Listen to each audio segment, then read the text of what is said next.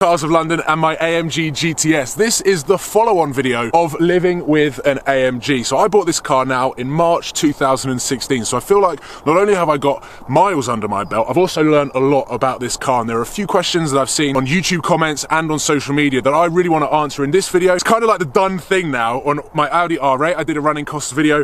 On the Lamborghini, I did a running costs video. I think I did one on my A1 as well, because it's just one of those questions that is actually really interesting on cars that, like, even I watch running cost videos on cars that I don't own because it's just an interesting thing. So I want to talk about this car as an AMG GTS. I also want to talk about this specific example with the Rentec bits, the wrap and everything else. And for the first time, I think, on YouTube, on my YouTube channel, I'm going to try and reopen the bonnet. I think I know where the lever is. So I think, actually, let's do that first week. So come and, basically, the Mercedes booklet tells you that the lever is underneath the steering wheel, but what I didn't realise when I was reading the booklet is the steering wheel is on the left hand side of the car because it's built in Germany. So I think it's somewhere down here.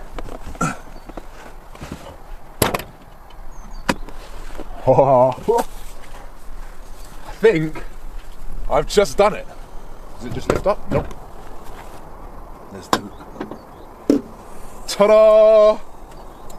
Does it just stay up? Just stays up. There is the 4-litre bi-turbo, handcrafted by someone. It's a nice signature. And behind here, this is where the Rentec stuff begins. So we've got the downpipes, the secondary cat delete, and I think underneath here are the blow-off valves. So every time I lift off, you hear the tsh, that is right there. That's pretty cool. How cool does that look? It looks like a transformer. I'm going to take a quick picture. It's not very professional whilst we're shooting a YouTube video, but I need to take a picture of this. Oh, it looks so cool.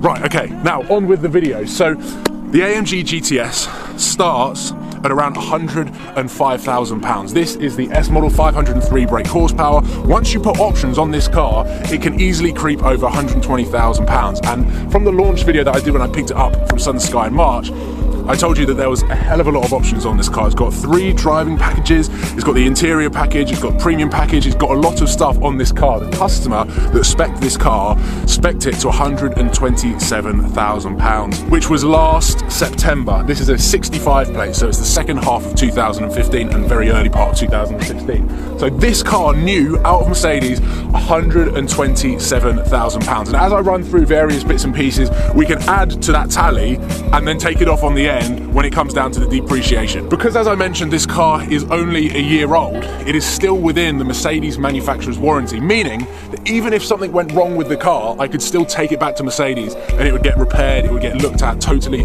free of charge, which is one of the best things about warranty on new cars, and why I wanted to go towards the Mercedes AMG GTS and get out the Lamborghini, because the Lamborghini was out of warranty. So this car is still in warranty and there has been absolutely nothing. It has not gone back to Mercedes since I picked it up. Nothing has gone wrong.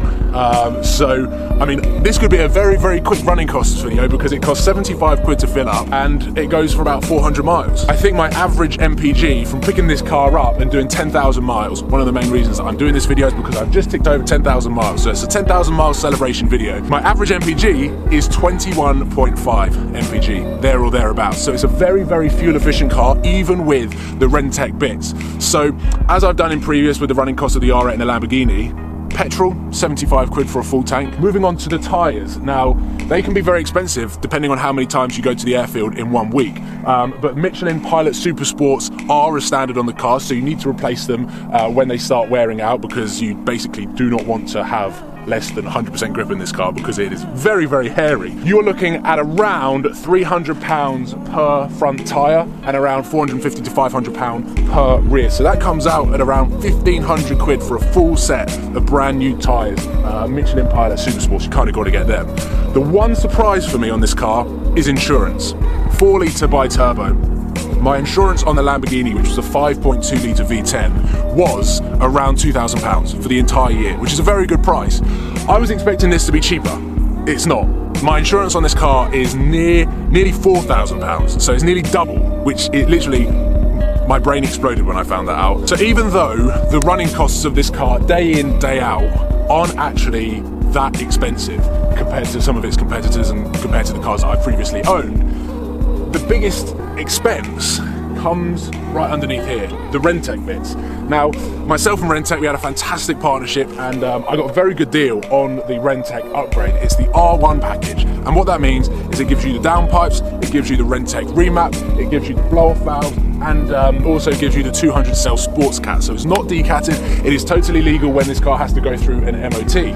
But what it does do is it gives me 625 brake horsepower as opposed to the stock 503, and it gives me 815 Newton meters of torque. Now that is absolutely phenomenal and mind-blowing statistics in this car. So much so that it is faster than the AMG GTR that isn't out yet.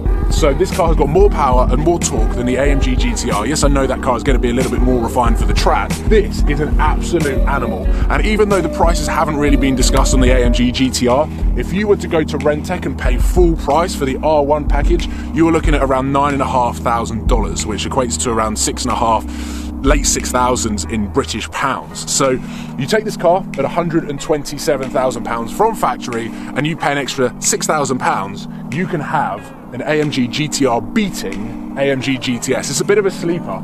I quite like the fact, now that I'm not going to get the body kit from Rentec, I quite like the fact that it looks quite standard, it looks quite stock, but it can pretty much finish everything off the lights on the road. It is an absolute animal and totally transforms the car from stock. Okay, one question that I feel is asked so much is the price of a wrap.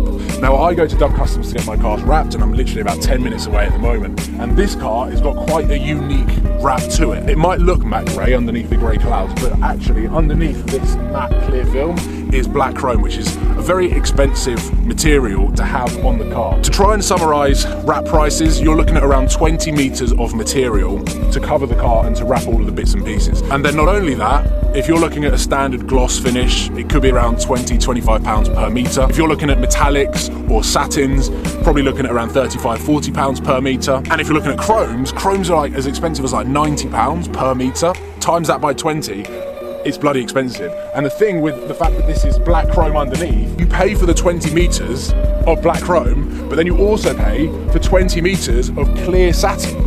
So you're basically buying 2 cars worth of material, and then you're basically wrapping the car twice. So this is a very special wrap, and without the help of Avery, who are manufacturers of vinyl, I wouldn't have been able to do this wrap, which is probably why you don't see it that much. Dove Customs actually priced up the material of 25 metres of black chrome and 25 metres of satin clear, and then obviously laminating them together. It would cost around £3,500 just for the material. Probably not the best example, but I'll try and put some overlay clips of what this car actually looks like in proper sunlight.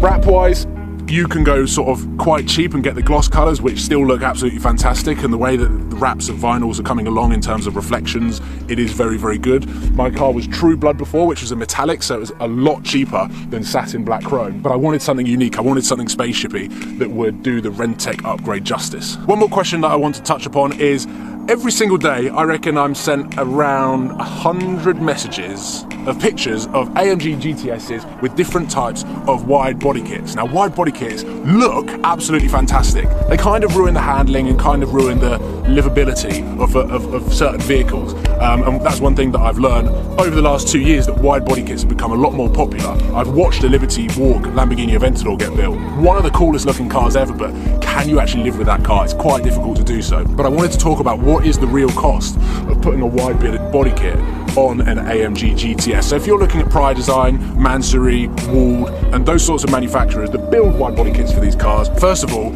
you have to cut the wheel arches. So if you want to revert this back to stock, you're going to have to go to Mercedes and buy new body panels, which is a very expensive activity. So straight off the bat, you're probably looking at around £4,000 to £6,000 just on extra body kits if you're going to revert it back to stock. If you're not, then you're going to be looking at around £20,000, massive ballpark figure, between £15,000 and £30,000 to get the body kit. Then you have to pay someone to actually cut that car up and then fit the body kit. So you're looking at 2 weeks worth and around £30,000 worth of investment on that car. And you're not going to see a single penny of that in appreciation. You're not adding value to the car. In fact, you're making it even more niche that most people won't want to own a car that's already got a body kit, because if they want to revert that back to stock, it's going to have to come out of their pocket. So in my eyes, as cool as wide body kit is, and I absolutely love looking at them, I love watching them get built, I love filming them, I haven't won the lottery, so unfortunately I don't have that sort of money sitting around in a bank account. If I did, I'd probably invest it into something like property. But wide body kits, as fantastic as they look and as cool as they look, unfortunately the finances and logic behind it, I just don't see the sense in it. If ever I put a wide body kit on a car, I've won the lottery. If we're going to talk about the depreciation of the car as sort of one final thing, because again, that is a massive cost on some of these cars. This car is now a year old and it has done 10,000 miles. So I look on Auto Trader pretty much every day at the market. I look at what new cars have been added to the Auto Trader AMG GTS list. I look at their specs, I look at their year, I look at their mileage. And I would say this car stock, without the Rentec bit and the wrap, is probably worth around £105,000. List price was 127 when it was new. I didn't pay that because someone ordered this car, drove it for 400 miles, and actually, the story behind it, he ordered the car thinking it was four-wheel drive. He was a massive Porsche fan and a massive Porsche owner. He owned pretty much every single 911 and thought this was four-wheel drive until he drove it, realised it was two-wheel drive and sold it with 400 miles on the clock. So he lost a hell of a lot of money. So I think this car is worth around £105,000. Then you take into consideration the wrap and also the Rentec tune. I reckon this car is probably worth around £110,000, £112,000. I think it's the only one in the UK with the Rentec tune. It's definitely the only one in the UK with this wrap. So it's a unique car. Underneath the wrap, I know a lot of people out there probably are a little bit freaked out buying cars that have been wrapped because the paint might be a little bit dodgy. It's only done 400 miles in the paint. Every single mile since then has been driven with a True Blood wrap or the satin black wrap. So it's pretty bang on from factory, almost new. I've covered the general day-to-day, I've covered the upgrades, I've covered the wrap, I've covered what it would cost if you wanted to put a wide body kit on this car, and I've talked about the depreciation as well. And that is a sort of the best summary of running costs and how much that car costs to run every single day with the upgrade and with the wrap and the modifications and everything like that. So hopefully you've enjoyed this video and found it a little bit informative. Maybe you've learned something, and if you are looking at AMG GTSs, like, first of all, they're one of the best cars in the category, and second of all, this one behind me is definitely one of the best cars in the category. Thank you for watching, hope you've enjoyed this video, and subscribe if you haven't already, and I look forward to seeing you very soon. Let me know in the comment box on what you want to